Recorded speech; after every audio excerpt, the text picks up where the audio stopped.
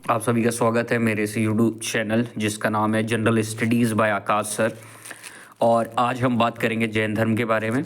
और जैन धर्म को सीखने से पहले हम एक छोटा सा मोटिवेशन कोड जानते हैं। तो मोटिवेशन है कि मंजिल उन्हीं को मिलती है जिनके सपनों में जान होती है, पंखों से कुछ नहीं होता, हौसलों से उड़ान होती है। तो दोस्तों, कहने का मतलब ये है कि मंजिल उन्हीं को मिलती है जिनके सपनों में जान होती है। बहुत सारे ऐसे लोग होते हैं जिनके पास रिसोर्सेज तो होते हैं पर वो कुछ नहीं कर पाते हैं, और कुछ लोग ऐसे होते हैं जिनके पास रिसोर्सेज नहीं होते हैं फिर भी वो बहुत कुछ कर पाते हैं। तो आगे बढ़ते हैं। आज हमारा जो टॉपिक है वो है जैन धर्म। जैन धर्म जो है, अगर बात करें जैन धर्म की, तो जैन धर्म जीन शब्द से मिलकर बना है। जैन धर्म जीन शब्द से मिलकर बना है और जीन का अर्थ होता है दोस्तों विजेता। जीन का अर्थ होता है विजेता। ऐसा व्यक्ति जिसने अपनी इंद्रियों पर नियंत्रण पा लिया है वो विजेता कहलाता है, वो जीन कहलाता है। तो हमें याद रखना है, जो जैन है, जैन जीन से मिलकर बना है और जीन का अर्थ होता है विजेता। ऐसा व्यक्ति जो अपनी इंद्रियों को अपने वश में कर लेता है उसे कहते हैं जीन या फिर विजेता। तो बात करते हैं ज्ञानेंद्रियों की। तो हमारे शरीर में 6 प्रकार की ज्ञानेंद्रिय होती है। पहली ज्ञानेंद्रिय है आँख, दूसरी ज्ञानेंद्रिय है नाक, तीसरी ज्ञानेंद्रिय है कान, चौथी है जीभ और पांचवी है त्वचा। इनके माध्यम से क्या करते हैं, हम ज्ञान प्राप्त करते हैं, इसलिए इन्हें ज्ञानेंद्रिय कहा गया है। इसके बाद बात करते हैं जैन धर्म एक प्राचीन धर्म है जो उस दर्शन में निहित है जो सभी जीवित प्राणियों को अनुशासित अहिंसा के माध्यम से मुक्ति का मार्ग बताता है। तो जैन धर्म की जो सबसे बड़ी खासियत है वो ये है कि इसमें इंद्रियों पर नियंत्रण हासिल करना बताया जाता है और साथ ही साथ अहिंसा का रास्ता दिखाया जाता है। तो अहिंसा के मामले में जो जैन धर्म है वो सबसे उत्तम धर्म है। आगे बात करते हैं। तो जो जैन धर्म की स्थापना है, जैन धर्म में अगर हम बात करें तो जैन धर्म के जो संस्थापक थे उनका नाम था ऋषभदेव। जैन धर्म के जो संस्थापक थे उनका नाम था ऋषभदेव। किंतु यदि आपसे पूछा जाए कि जैन धर्म का जो वास्तविक संस्थापक है वो किसे माना जाता है, तो याद रखना दोस्तों, जो जैन धर्म का वास्तविक संस्थापक है वो वर्धमान महावीर को माना जाता है। महावीर का जन्म हुआ था 540 ईसा पूर्व से 668 ईसा पूर्व के बीच इनका जन्म हुआ था और करीब 2500 साल पुरानी अगर आप देखा जाए तो यहाँ से बात आरंभ होती है। और जो वर्धमान महावीर थे उनका संबंध क्षत्रिय कुल से था, मतलब क्षत्रिय कुल के थे ये। और ये इन्होंने क्या किया, इन्होंने जो भी कर्मकांड थे उसका विरोध किया। और साथ ही साथ अगर बात की जाए इनके पिता की, तो इनके पिताजी का नाम था सिद्धार्थ और माता का नाम था त्रिशला। पिता का नाम सिद्धार्थ और माता का नाम था त्रिशला। इसके बाद बात करते हैं जो वर्धमान महावीर है अपनी फैमिली में कौन से बच्चे थे, तो ये तीसरे नंबर की संतान थी सिद्धार्थ और त्रिशला की।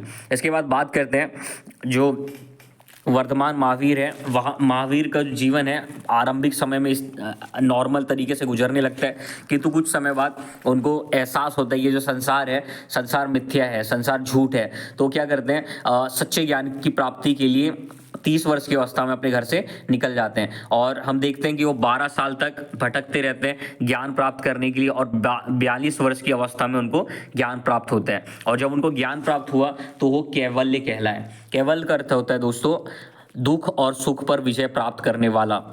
कैवल्य का अर्थ होता है दुख और सुख पर विजय प्राप्त करने वाला। और साथ ही साथ वो निर्ग्रंथ कहलाए। निर्ग्रंथ का अर्थ होता है दोस्तों हर प्रकार के बंधन से मुक्ति। निर्ग्रंथ का अर्थ होता है हर प्रकार के बंधन से मुक्ति। तो वे कैवल्य कहलाए, जीन कहलाए क्योंकि उन्होंने अपनी इंद्रियों को नियंत्रित करना सीख लिया था। और साथ ही साथ वो निर्ग्रंथ तो कहलाए। इसके बाद बात करते हैं उन्होंने जो पहला उपदेश है ज्ञान प्राप्ति करने के पश्चात, अगर बात की जाए उनको ज्ञान प्राप्ति किस पेड़ के नीचे हुई थी, तो उनको ज्ञान प्राप्ति हुई थी साल पेड़ के नीचे।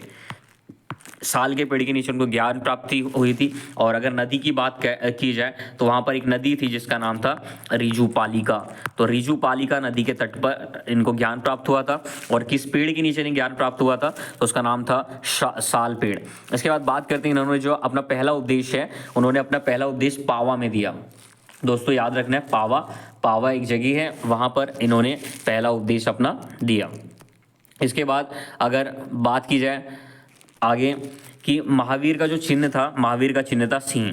महावीर का चिन्ह था दोस्तों सिंह, जो शेर है, शेर था महावीर का चिन्ह। उसके बाद बात करें तो उन्होंने अपने धर्म का प्रचार कौशल, मगध, मिथिला, चंपा और अन्य स्थानों में भी किया। और हम देखते हैं कि 72 वर्ष की आयु में अर्थात 468 ईसा पूर्व में पावापुरी जो बिहार में एक जगह है वहाँ पर उनकी मृत्यु हो जाती है।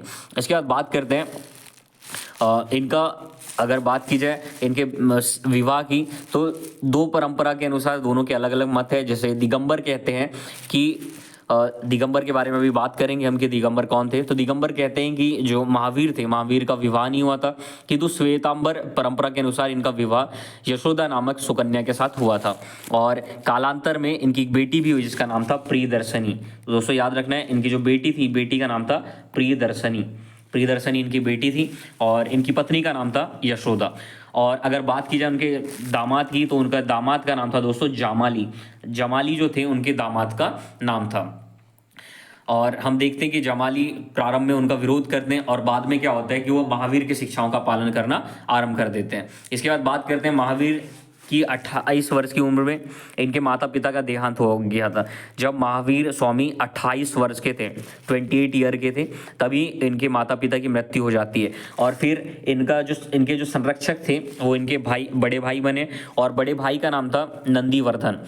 और नंदीवर्धन से क्या करते हैं, ये फिर परमिशन लेते हैं, क्योंकि संन्यास में जाने से पहले किसी ना किसी से परमिशन लेना जरूरी था।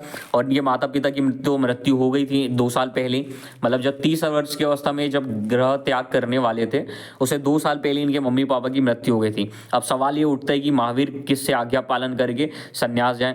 तो उन्होंने अपने भाई जिनका नाम था नंदीवर्धन से उन्होंने सलाह ली कि मैं संन्यास लेना चाहता हूँ या फिर मैं सच्चे ज्ञान की तलाश करना चाहता हूँ। तो नंदीवर्धन ने उनको अनुमति दे दी। और उसके बाद हम देखते हैं 30 बरस की उम्र में वर्धमान ने श्रामणी दीक्षा ली और वो क्या करने लगे, वे सन्यासी बन गए एक तरीके से। उनके शरीर पर परिग्रह के नाम पर एक लंगोटी भी नहीं रही। और हम देखते हैं कि अंतिम क्षणों में जब उनको ज्ञान प्राप्त हुआ था, उसके कुछ समय पहले वो जो लंगोटी रहती है उसको भी त्याग देते हैं।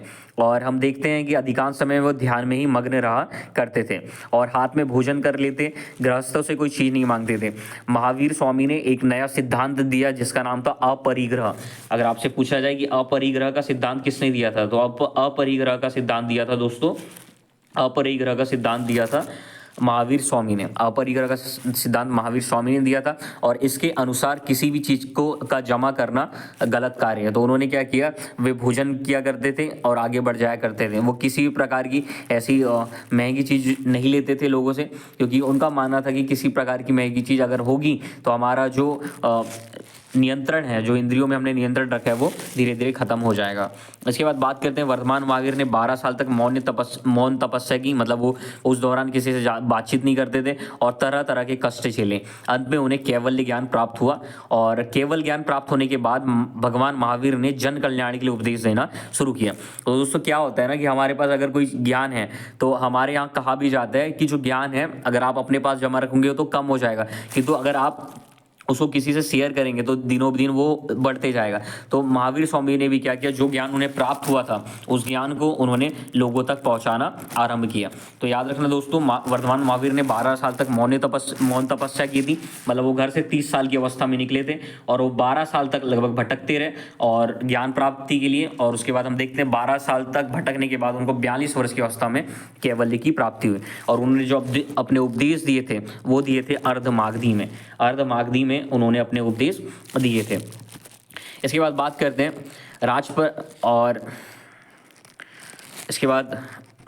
राज परिवार में जन्म लेने वाली चंदन बाला का पूर्व नाम वसुमती था। और दोस्तों हम बात करें अभी चंपा के बारे में, तो राज परिवार में एक चंपा जो उनकी पहली शिष्या थी। अगर आपसे पूछा जाएगी महावीर की पहली शिष्या का नाम क्या था, तो उनका नाम था चंदन बाला और वही चंपा भी कहलाती हैं।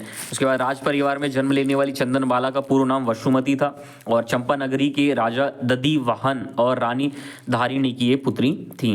फिर हम देखते हैं जो चंदन बाला थी उनके बारे में हम जान रहे हैं कि चंदन बाला कौन थी और उनका फिर बाद में उल्लेख चंपा के नाम से होता है, क्योंकि वह चंपा नगरी के जो राजा थे उनकी बेटी थी, इसलिए वो चंपा भी कहलाई।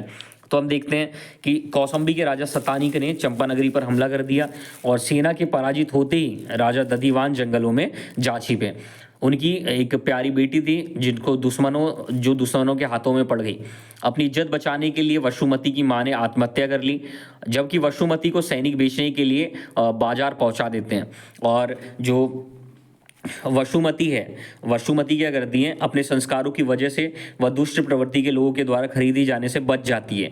उसे एक सज्जन सेठ खरीद लेता है और अपनी पुत्री बनाकर अपने घर में रखता है। जैसे कि आप ये चंदन बाला की जो तस्वीर है वो आप देख सकते हैं, और इन्हें चंपा के नाम से भी जाना जाता है। और महावीर ने जब संघ की स्थापना की तो उनका जो नियंत्रण करती थी उस संघ का, वो चंपा ही थी।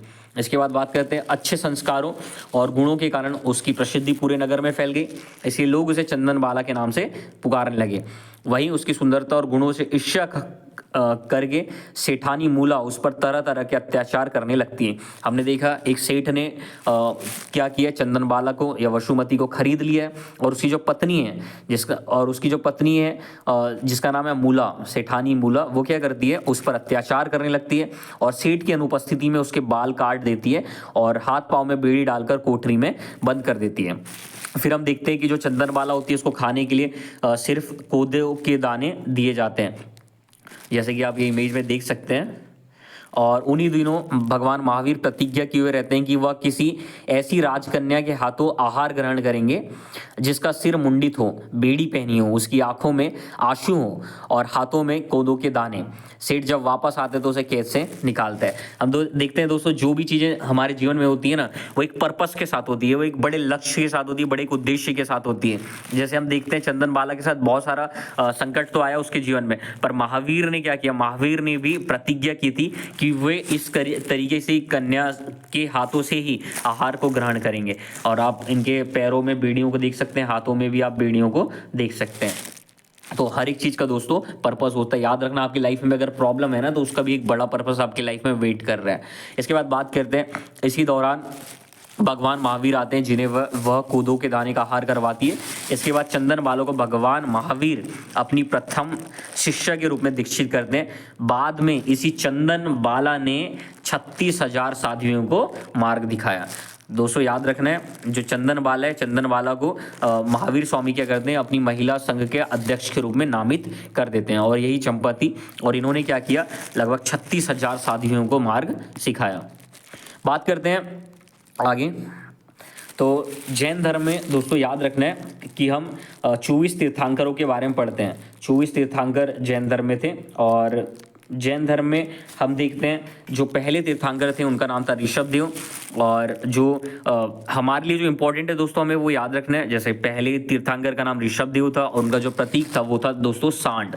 तो ऋषभदेव का अगर आपसे पूछा जाए कि ऋषभदेव का प्रतीक क्या था, तो इनका प्रतीक था सांड। उसके बाद बात करते हैं 22वें तीर्थंकर की, जिनका नाम था दोस्तों, याद रखना है हमें। तो हमें 22वें तीर्थंकर का नाम याद रखना है कि 22वें तीर्थंकर का नाम था अरिष्टनेमी। 22वें तीर्थंकर का नाम था दोस्तों अरिष्टनेमी। और अरिष्टनेमी हमारे लिए इसलिए इंपॉर्टेंट है दोस्तों क्योंकि अरिष्टनेमी श्री कृष्ण के समकालीन थे। अगर आपसे पूछा जाए कि श्री कृष्ण के समकालीन कौन से तीर्थंकर थे, तो श्री कृष्ण के जो समकालीन तीर्थंकर का नाम था, उनका नाम था अरिष्टनेमी, जिसे नेमिनाथ भी कहा जाता है। और मान्यता है कि जो नेमिनाथ थे या फिर जिनका नाम है अरिष्टनेमी का जो प्रतीक था वो था शंख। जैसे आप अरिष्टनेमी को शंख बजाते हुए भी यहाँ पर देख सकते हैं। बात करते हैं दोस्तों महाभारत की। तो महाभारत काल जो आरंभ होता है वो होता है 3137 वर्ष पहले, और उसमें हम देखते हैं कि जो नेमिनाथ थे, नेमिनाथ का उल्लेख हिंदू और जैन पुराणों दोनों में हमें मिलता है। अगर बात की जाए नेमिनाथ की, तो नेमिनाथ सौरपुरी जो भी मथुरा में के यादव वंशी राजा अंधक वृष्णि के ज्येष्ठ पुत्र समुद्र विजय के पुत्र थे। उसके बाद बात करते हैं अंधक वृष्णि के सबसे छोटे पुत्र वासुदेव से उत्पन्न हुए भगवान श्री कृष्ण। इस प्रकार हम देखते हैं दोस्तों कि नेमिनाथ और श्री कृष्ण दोनों चचेरे भाई थे, और इनकी माता का जो नाम था वो था शिवाथा। इसके बाद बात करते हैं नेमिनाथ का विवाह गिरिनगर के राजा, गिरिनगर जो जूनागढ़ में है, जूनागढ़ अगर बात की जाए तो अभी गुजरात में ये स्थान है। तो नेमिनाथ का विवाह गिरिनगर जूनागढ़ के राजा उग्रसेन की पुत्री राजू लमती से तय हुआ। जब नेमिनाथ जी बारात लेकर पहुंचे तो हम देखते हैं उन्होंने वहां उन पशुओं को बंधे देखा जो बारातियों के भोजन के लिए मारे जाने वाले थे। तो दोस्तों जब वो बारात लेकर पहुंचते हैं नेमिनाथ, जहाँ पर उनका विवाह होने वाला था, तो वो देखते हैं कि उनकी उनके भोजन के लिए बहुत सारे पशुओं को मारा जाने वाला है, ताकि उन पशुओं को मार करके उनके लिए भोजन तैयार कर सके। तब हम देखते हैं, तब उनका हृदय करुणा से व्याकुल हो गया और मनुष्य की इस हिंसा में प्रवृत्ति से उनके मन में विरक्ति और वैराग्य हो गया। तो यहाँ हम देखते हैं उनका जो विश्वास है मनुष्य जाति के प्रति वह उठ गया, क्योंकि उन्हें लगने लगा कि सिर्फ थोड़े से मनोरंजन के लिए इन सारे पशुओं की बलि दी जा रही है। फिर हम देखते हैं उसके पश्चात जो नेमिनाथ है वो विवाह का विचार छोड़कर गिरनार पर्वत पर तपस्या करने के लिए चले जाते हैं। गिरनार पर्वत बहुत इंपॉर्टेंट जगह है दोस्तों, और यहाँ पर हम देखते हैं कि वे अपने विवाह का विचार छोड़ करके चले जाते हैं। उसके बाद कठिन तप के बाद वहाँ उन्होंने कैवल्य ज्ञान प्राप्त किया और हम देखते हैं कि वो भी सन्यासी बन गए और अहिंसा को धार्मिक प्रवृत्ति का मूल माना और उसे सैद्धांतिक रूप दिया। इन्होंने अहिंसा को बढ़ावा देने के लिए कार्य किया। इसके बाद आगे बढ़ते हैं, ये आप उनकी तस्वीर को देख सकते हैं, यह है नेमिनाथ। उसके बाद नेमिनाथ की तस्वीर आप लोगों ने देख ली, ये थे नेमिनाथ। सॉरी। और अब बात करें जो 24वें तीर्थंकर थे, 24वें तीर्थंकर का नाम था दोस्तों पार्श्वनाथ। पार्श्वनाथ जी का भी जन्म एक बड़े राजकुल में हुआ था, काशी के राज परिवार से इनका ताल्लुकात था। और जब इनको ज्ञान प्राप्ति के लिए भाव आता है तो ये क्या करते हैं, अपना राजपाट छोड़ करके ज्ञान प्राप्ति के लिए चले जाते हैं। तो अगर आपसे पूछा जाए कि जो 30वें तीर्थंकर है जैन धर्म के, उनका नाम क्या था, तो उनका नाम था दोस्तों पार्श्वनाथ। और पार्श्वनाथ का जो प्रतीक था वो था सांप, जैसे कि आप इनके ऊपर ये सांप को भी देख सकते हैं। और साथ ही साथ अगर बात की जाए कि जो सिद्धांत है जैन धर्म का, 5 सिद्धांत या जिन्हें पंचव्रत, जिन्हें महाव्रत, जिन्हें अणुव्रत के नाम से जाना जाता है, तो जो पंचव्रत है, पंचव्रत में से पार्श्वनाथ ने कितने व्रत दिए थे या कितने सूत्रों के बारे में बताया था, तो इन्होंने अहिंसा के बारे में बताया, इन्होंने सत्य के बारे में बताया, इन्होंने अस्तेय के बारे में बताया। अस्तेय का मतलब होता है दोस्तों चोरी नहीं करना है। और अपरिग्रह का मतलब बताया के बारे में बताया। अपरिग्रह का मतलब होता है कि हमें ज़्यादा धन का संचय नहीं करना है। तो पंच महाव्रत में से जो पहले के जो व्रत है, जो पहले के 4 व्रत है, उसको पार्श्वनाथ ने ही बताया था। तो हमें याद रखना है कि अहिंसा, सत्य, अस्तेय और अपरिग्रह, इसके बारे में हमें पार्श्वनाथ ने बताया था, जो जैन धर्म के 30वें तीर्थंकर थे और जिनका जो प्रतीक चिन्ह है वो है सांप।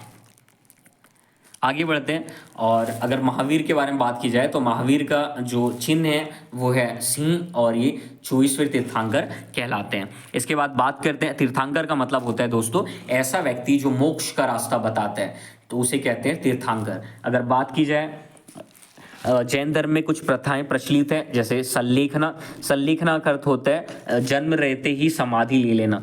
और इसमें हम देखते हैं कि सल्लेखना एक प्रथा है जिसमें मृत्यु को निकट जानकर अपनाने जाने वाली प्रथा है। इसमें क्या होता है कि सल्लेखना में व्यक्ति इतना उपवास करता है या इस तरीके से चीज़ों को करने लगता है जीवन के अंतिम क्षणों में कि उसकी मृत्यु हो जाती है। जैसे अगर हम हिस्ट्री पढ़ते हैं तो हिस्ट्री में हमें 2 लोगों का उल्लेख मिलता है। पहले थे चंद्रगुप्त मौर्य, मौर्य वंश के संस्थापक। उन्होंने क्या किया, अपने जीवन के अंतिम क्षणों में इतना उपवास किया उन्होंने कि उनकी मृत्यु हो गई। अगर साथ ही साथ बात की जाए अमोघ वर्ष की, तो हमें हिस्ट्री में एक और महान शासक मिलते हैं जिनका नाम था अमोघ वर्ष। अमोघ वर्ष ने भी जल समाधि ले ली थी, क्योंकि वे भी जैन धर्म के फॉलोअर थे। इसके बाद अगर बात की जाए तो दर्शन के क्षेत्र में महावीर का सबसे महत्वपूर्ण योगदान है और इनका जो सिद्धांत है इसका नाम है स्यादवाद। स्यादवाद का जो सिद्धांत है, अगर आपसे एग्जाम में पूछा जाए कि किस धर्म से रिलेटेड है, तो जो स्यादवाद है ये जो सिद्धांत है ये जैन धर्म से संबंधित है। इसका अर्थ होता है, इस सिद्धांत का सीधा सा मतलब है कि जो हमारा ज्ञान है वो सीमित और सापेक्ष है और हमें ईमानदारी से इसे स्वीकार करना चाहिए। अगर बात की जाए, अगर हम किसी को बोलते हैं कि बहुत ज़्यादा बुद्धिमान है, तो कोई ना कोई मूर्ख है। अगर कोई ना कोई मूर्ख है तो कोई ना कोई बुद्धिमान है। अगर हम किसी को धनवान कह रहे हैं तो कोई ना कोई गरीब है। अगर किसी ना किसी को गरीब कह रहे हैं तो कोई ना कोई अमीर है। अगर हम कह रहे हैं कि ये बहुत ज़्यादा सुंदर है, मतलब कोई ना कोई बदसूरत है। कोई ना कोई बदसूरत हम किसे कह रहे हैं, तो कोई ना कोई सुंदर है। कहने का मतलब ये है कि हम जितनी भी बातें करते हैं वो कैसी बातें करते हैं, किसी ना किसी के सापेक्ष बात करते हैं, परंतु जिसके सापेक्ष कोई बात नहीं की जा सकती वो है कैवल्य। तो हमें याद रखना है, हमें ऐसे दावे करने से बचना चाहिए कि हमारा ज्ञान असीमित है। हमारा ज्ञान क्या है दोस्तों, सीमित ज्ञान है। हम किसी के भी सापेक्ष बातों को करते हैं। हमारा जो ज्ञान है वो एक तरीके से देखा जाए तो सीमित ज्ञान है। अगर बात करी जाए दर्शन के क्षेत्र में महावीर का सबसे महत्वपूर्ण सिद्धांत जो है उसका नाम है शादवाद। इसके बाद बात करते हैं दोस्तों जैन संगीतियों के बारे में, जैन मीटिंग्स के बारे में। तो हम देखते हैं 2 जैन संगीति हुई थी। पहली जो जैन संगीति हुई थी वो हुई थी 310 ईसा पूर्व में, और ये हुई थी पाटलिपुत्र में। आपको एक ट्रिक है, पावा से याद रखना है पाटलिपुत्र, और वा से याद रखना है वैशाली। तो पहली जो इनकी मीटिंग हुई थी वो हुई थी पाटलिपुत्र में, और जो दूसरी मीटिंग हुई थी वो हुई थी वल्लभी में। पहली की जो अध्यक्षता कर रहे थे वो कर रहे थे स्थूलभद्र, और दूसरी की अध्यक्षता कर रहे थे क्षमा श्रवण। और पहले के समय के जो शासक थे वो थे चंद्रगुप्त मौर्य। और हम देखते हैं कि पहली जैन संगीति में जैन साहित्यों की रचना की गई थी, और जैन साहित्य को आगम के नाम से जाना जाता है। तो दोस्तों याद रखना, जैन साहित्य का जो नाम है वो कहा जाता है इन्हें आगम, जैन साहित्य। तो दोस्तों हम देखते हैं महावीर की जब मृत्यु होती है उसके पश्चात जिस भाग में जैन धर्म के लोग रहा करते थे वो था मगध वाला एरिया, मतलब बिहार के आसपास का जो एरिया था वहाँ पर जैन लोग रहा करते थे। तो हम देखते हैं जब महावीर की मृत्यु हो जाती है उसके कई सालों के बाद एक बड़ा अकाल मगध में आता है, और जब अकाल आता है तो दो प्रकार के विचार सामने आते हैं। कुछ लोग कहते हैं जब मगध में सूखा पड़ने लगता है, जब मगध में अकाल पड़ने लगता है, तो कुछ लोग कहते हैं कि हम मगध में ही रहेंगे चाहे कुछ भी हो जाए। और कुछ लोग कहते हैं कि हम क्या करते हैं, हम एक काम करते हैं, अभी मगध से कुछ देर के लिए, कुछ समय के लिए कहीं और चले जाते हैं, क्योंकि यहाँ पर बहुत ज़्यादा सूखा पड़ा हुआ है, बहुत ज़्यादा अकाल है, खाने के लिए कोई चीज़ें नहीं है, धूप भी इतनी पड़ रही है। यहाँ पर यदि रहेंगे तो हमारी निश्चित रूप से मृत्यु हो जाएगी। तो कुछ लोगों ने क्या किया, कुछ लोग मगध से चले गए और कुछ लोग वहीं पे रहने लगे। जो लोग मगध से चले गए और ये दक्षिण भारत में गए, और जिन्होंने इनका जो नेतृत्व किया उनका नाम था भद्रभाऊ ने इनका नेतृत्व किया। और ये लोग जो कर्नाटक चले गए, जो दक्षिण भारत में चले गए, ये दिगंबर कहलाए। और जिन्होंने जो मगध में रहे, अब मगध में क्या पड़ रहा है, अकाल पड़ रहा है, सूखा पड़ रहा है, तो इन्होंने क्या किया, अकाल से बचने के लिए, सूखा से बचने के लिए, और साथ ही साथ इनको क्या करना था, इनको पवित्रता भी मेंटेन करना था और इनको सादगी वाला जीवन भी व्यतीत करना था। तो इन्होंने क्या किया, इन्होंने श्वेत वस्त्र धारण कर लिए। और जो कर्नाटक चले गए, जो बाहर चले गए भद्रभाऊ के नेतृत्व में, उन्होंने क्या किया, उन्होंने 5 व्रतों का पालन किया। और हम देखते हैं कि दिगंबर जो संप्रदाय है जिसके जो संस्थापक है वे भद्रभाऊ को ही माना जाता है। जब भद्रभाऊ कर्नाटक चले गए तो हम देखते हैं वहां पर जो मौर्य वंश के संस्थापक है चंद्रगुप्त मौर्य, उनकी मुलाकात होती है भद्रभाऊ से। और हम देखते हैं कि जो चंद्रगुप्त मौर्य हैं वो भद्रभाऊ से जैन धर्म की शिक्षा अर्जित करते हैं, और उसके पश्चात अपने अंतिम जीवन को सल्लेखना या संथालरा प्रथा के माध्यम से अपने जीवन को त्याग देते हैं। तो दोस्तों समझ आ गया कि श्वेतांबर क्या होता है और दिगंबर क्या होता है। तो आपने कमेंट बॉक्स में अपने व्यू को बताइए कि आपको किस तरीके से ये चीज़ें समझ आई। आगे बात करते हैं तो महान धार्मिक घटना मस्तकाभिषेक निम्नलिखित में से किससे संबंधित है और किसके लिए है।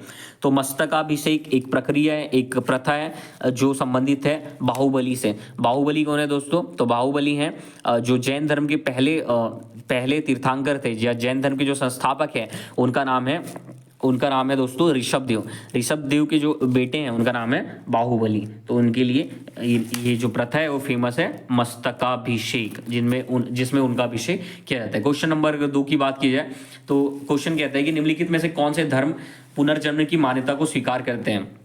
तो केवल जैन धर्म, ऐसी बात नहीं है, ये गलत हो गया। केवल बौद्ध धर्म, ऐसा भी जरूरी नहीं है, सिर्फ बौद्ध धर्म में ऐसा थोड़ी ना है। केवल हिंदू धर्म, ऐसा नहीं है। तो हम देखते हैं जैन धर्म, हिंदू धर्म और बौद्ध धर्म, तीनों धर्मों में पुनर्जन्म की मान्यता है।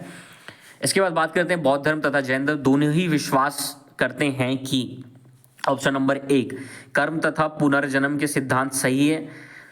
तो इसमें हम देखते हैं कि जो जैन धर्म कहता है कि जो कर्म है, अगर हमें मोक्ष को प्राप्त करना है तो कर्म को खत्म करना पड़ेगा। तो कर्म तथा पुनर्जन्म के सिद्धांत सही है, तो ये ऑप्शन जो है वो रॉन्ग हो जाता है। सेकंड ऑप्शन की अगर बात की जाए तो मृत्यु के बाद ही मोक्ष संभव है, ये भी गलत बात है। बौद्ध धर्म में बताया गया कि अगर आप इच्छा को इच्छा को नियंत्रित कर लेते हैं तो आप मोक्ष पा सकते हैं।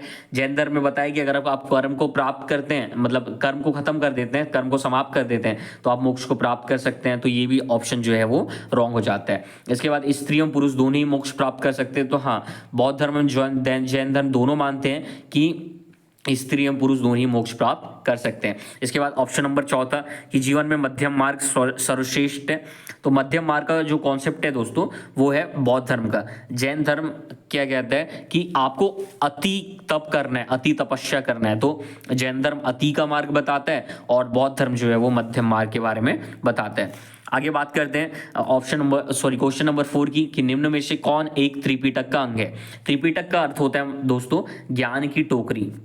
ज्ञान, त्रिपिटक का अर्थ होता है ज्ञान की टोकरी। और ये जो कॉन्सेप्ट है ये बौद्ध धर्म से रिलेटेड है। हम देखते हैं 3 प्रकार के पिटक के बारे में, सुत्त पिटक, विनय पिटक और अभिधम्म पिटक। सुत्त पिटक बुद्ध की शिक्षाओं के बारे में बात करते हैं, विनय पिटक संघ के नियमों के बारे में बात करते हैं और अभिधम्म पिटक महात्मा बुद्ध की के दर्शन के बारे में बात करते हैं। और जातक जो है दोस्तों वो है महात्मा बुद्ध की पुनर्जन्म की घटनाएं या पुनर्जन्म की कहानियां। तो निम्न में से कौन सा एक त्रिपिटक अंग नहीं है। त्रिपिटक अंग सुत्त पिटक भी है, विनय पिटक भी है और अभिधम्म पिटक भी है, पर जातक कथाएं नहीं है। आगे बढ़ते हैं। स्वामी महावीर के भिक्षुणी संघ की प्रधान कौन थी। तो याद रखना चंदना, जैसे अभी उनके बारे में हमने बात किए थे चंदना के बारे में। तो हमें याद रखना है कि उनका जो संघ था, उनकी जो प्रमुख थी, महिला संघ की जो प्रमुख थी, उनका नाम था चंदना या चंदन बेला। इनके बारे में जैसे कि हम लोगों ने पढ़ा भी था। और इनका नाम चंदन बाला और इनका जो पूर्व नाम था वो था वसुमती।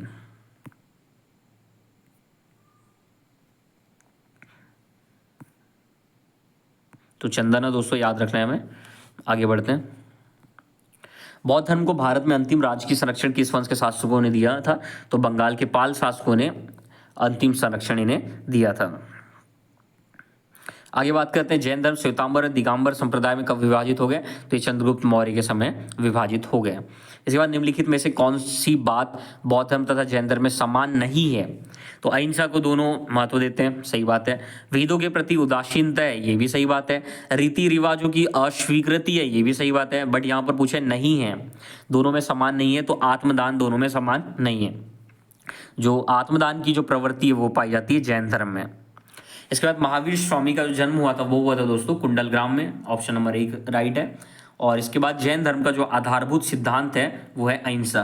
जैसे हम बात करते हैं जैन धर्म के जो पंच महाव्रत है उसको आप एक ट्रिक के माध्यम से याद रख सकते हैं। ए साब, ए का मतलब होता है अहिंसा।